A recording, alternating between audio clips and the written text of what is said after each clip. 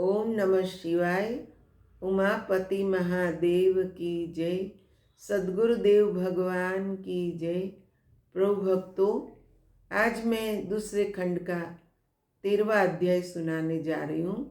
आप लोग बड़े प्यार से सुने और मुझे भी प्रोत्साहित होने के लिए आप मेरे चैनल को सब्सक्राइब करें और लाइक का बटन भी दबाएं। कमेंट करना चाहें तो आप कमेंट भी कर सकते हैं। ब्रह्मा जी ने कहा, हे नारद, शिव जी से ऐसा वरदान प्राप्त कर सती अत्यंत प्रसन्न होकर अपने घर पहुंची। सती की सखियों ने उनके माता पिता को सती का संपूर्ण वृतांत बताया। उसे सुनकर उनके माता पिता अत्यंत प्रसन्न हुए। इतना कहकर सूत जी बोले, हे मुनियों, जब देवर्षि नारद ने ब्रह्मा जी से यह कथा सुनी तो वे बोले, हे ब्रह्मा जी, आपके द्वारा वर्णित यह चरित्र सुनकर मेरे संपूर्ण दुख नष्ट हो गए हैं तथा मुझे बहुत आनंद प्राप्त हुआ है। अब इसके आगे और जो कुछ घटना हुई उस पर भी प्रकाश डालिए। हे पिता, आपके समान शिव जी की पूजा करने वाला संसार में और कोई नहीं है। नारद जी के वचन सुनकर ब्रह्मा जी बोले, हे नारद, जब मुझको यह वृत्तांत मालूम हुआ तो मैं प्रसन्न होकर शिव जी के पास गया। वहाँ हाथ जोड़कर उनकी बहुत स्तुति की तथा निवेदन किया कि मुझे क्या आज्ञा है। शिव जी ने उत्तर दिया, हे ब्रह्मा, सती ने हमारी बहुत आराधना की है तथा हमने उनको वर दिया है। सो तुम दक्ष प्रजापति के पास जाकर कहो कि वह हमारे विवाह की तैयारी करे।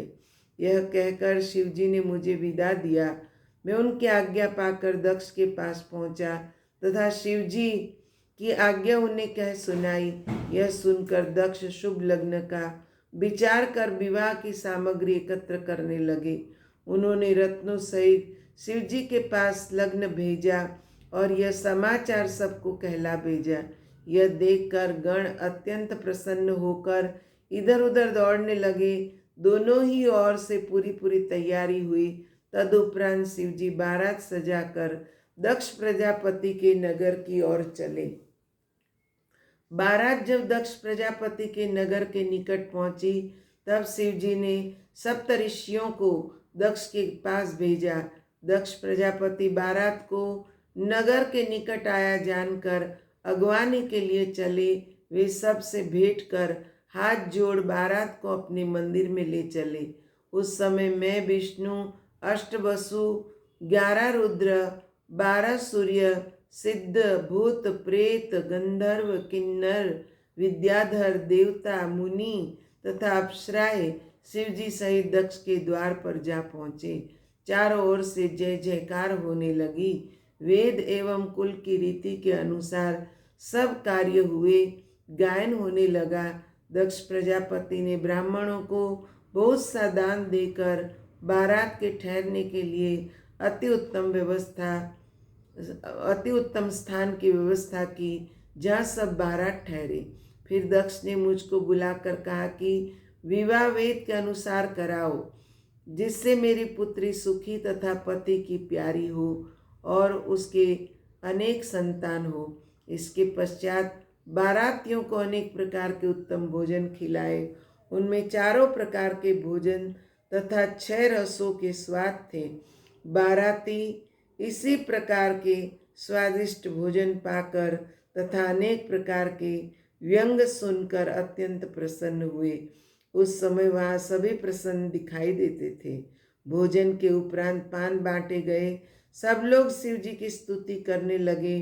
भोजन आदि से निवृत्त होकर लग्न ठहरा कर शिव जी के आगमन के लिए सूचना भेजी। शिव जी तुरंत आए तब दक्ष प्रजापति शिव जी को अंदर ले गए।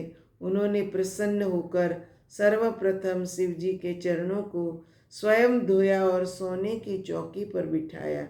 मैंने सब कार्य समय उचित किया तथा सती को बुलाया। उन्हें देखकर सबने प्रणाम किया। तब मैंने तथा विष्णु ने दक्ष को कन्यादान का जो समय बताया, उस समय दक्ष ने कुश, जल तथा पुत्री का हाथ शिव के हाथ में दिया। हे नारद, लोक में यही सर्वप्रथम कन्यादान हुआ तथा तब से विवाह की यह रीति संसार में फैल गई। अस्तु यहीं पर 13वां अध्याय हम पूर्ण करते हैं। ओम नमः शिवाय।